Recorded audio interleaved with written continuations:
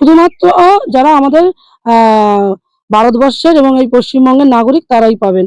যারা বাইরের থেকে এসে বাংলাদেশ পাকিস্তান থেকে এসেছেন, যারা বৈধ ভোটার নয় এখানে, তারা পাবেন না। কিন্তু তৃণমূল সরকারের আমলে বেটা ছেলে কেন, তৃণমূল সরকারের নেতারাও পায়, জানেন তো। কিন্তু আমাদের এটা বৈধ সরকার, তাই আমাদের এটা অবৈধ সরকার না, এটা বৈধ সরকার।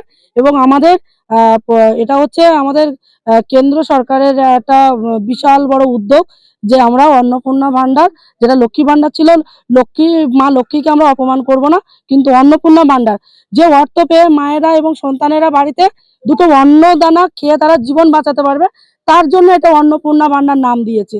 সেই অন্ন তাদের তাদের যেন আমাদের ভারতীয় জনতা পার্টি অর্থাৎ বিজেপি সরকার যেন এরকম প্রত্যেকটা মানুষ, অসহায় মানুষের পেটে যেন অন্ন দিতে পারেন। এটা অন্নপূর্ণা ভান্ডারের মাধ্যমে আমরা আমাদের দলের হয়ে আমরা সারাক্ষণ মানুষের পাশে থাকবো এবং এই অন্নপূর্ণা ভান্ডারের মাধ্যম থেকে আমাদের শুরু।